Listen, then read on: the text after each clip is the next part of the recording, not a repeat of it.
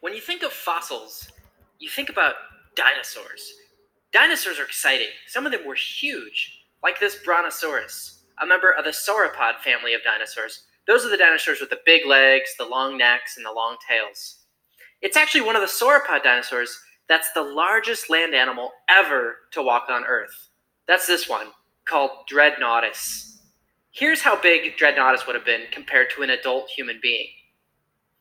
And you know that some dinosaurs were absolutely terrifying, like this one, the most famous dinosaur of all, Tyrannosaurus rex. Each of its ferocious teeth were as big as your hand.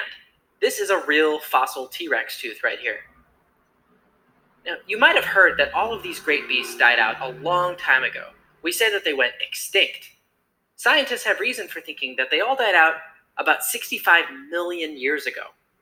One theory as to why they went extinct is that an asteroid, a rock from space, slammed into the Earth. Another theory is that a lot of volcanoes started erupting. Scientists aren't totally sure which theory is correct. What we do know is that the dinosaurs, these incredible animals, were all killed off, leaving behind little more than fossils of their bones. People are fascinated by the idea of dinosaurs. Because no one has ever seen them alive, as soon as the first dinosaur bones were discovered, we put them together, and we tried to imagine what would these animals have looked like on the outside.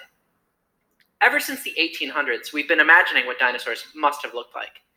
Here's one of the earliest attempts to imagine dinosaurs. These are statues based on the fossil bones of a dinosaur called Iguanodon. Now remember, no one had ever seen a dinosaur on the outside, but this is what we imagined they looked like. In the early 1900s, the first movie projectors were invented. And one of the great things about movies is that you can create otherwise impossible things using special effects or animations. Do you want to guess what impossible thing one of the very first cartoons tried to bring to life? You guessed it, a dinosaur, walking around. It was an animation from the year 1914, one of the very first cartoons ever, called Gertie the Dinosaur. How did we decide to make a dinosaur look in the first movies? Well, I thought you might like to see a short clip from Gertie. Here it is.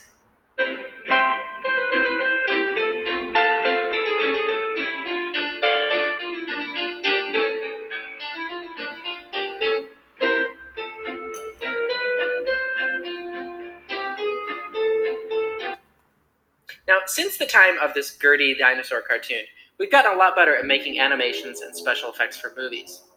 By the 1990s, people were amazed at how lifelike the dinosaurs looked in the movie Jurassic Park.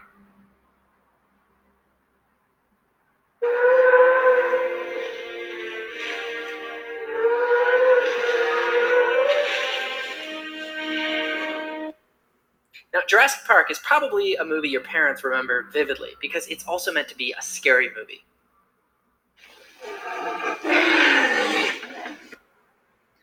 Now, did you notice how whenever we've imagined what dinosaurs looked like, we make them look like giant lizards? Do you see here? We give them scales, just like a reptile.